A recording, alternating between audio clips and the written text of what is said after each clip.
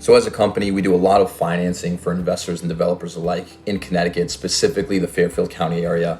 And a common trend that we've seen there, a lot like many other cities outside of metropolitan areas, is a huge migration from cities to suburban areas, right? So one thing we've seen in Fairfield County is a huge uptick in single family homes being sold, about 33% from this January to last January. I mean, condos have jumped up 52% in terms of actual sales. At the same time, listings have decreased, right? So you've got to think about 803 listings, down under 20%, right?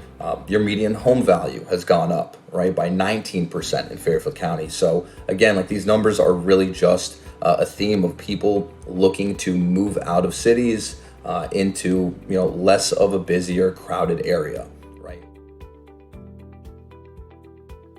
The $1 million plus market, the $1.3 million market in Westport, Connecticut, was absolutely silent. I mean, put it in a coffin basically a year ago. And what COVID's done is brought that market back to light. So we're seeing a lot of developers and investors take risks on luxury new builds, right? Where even though their build costs have gone up, for example, lumber has almost doubled from this February to last.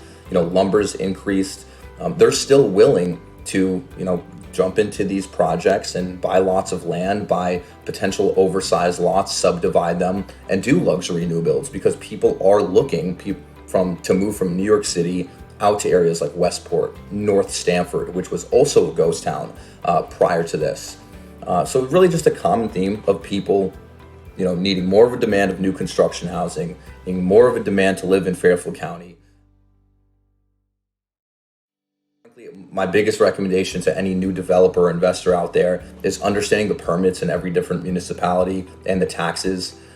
Fairfield versus Westport, you're going to have a lower cost basis or price basis for your end buyers. But at the same time, taxes in Westport are double what they are in Fairfield. How does that affect their end buyer? The municipality in terms of permitting. We have some builders who can build a house faster than it takes to get a subdivision approved or to pull a wetlands permit, for example.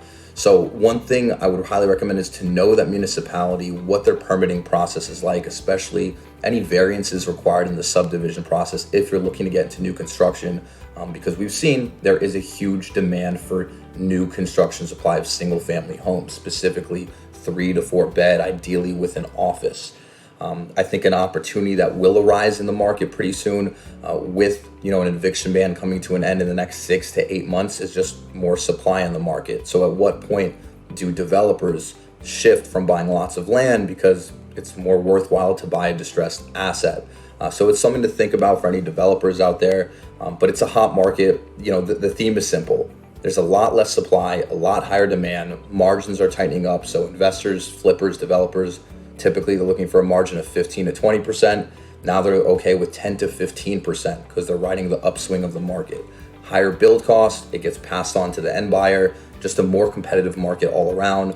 And people are getting really a lot more ambitious with their offers, right? Sight unseen, no contingencies. And that's really the story right now. That's really the story.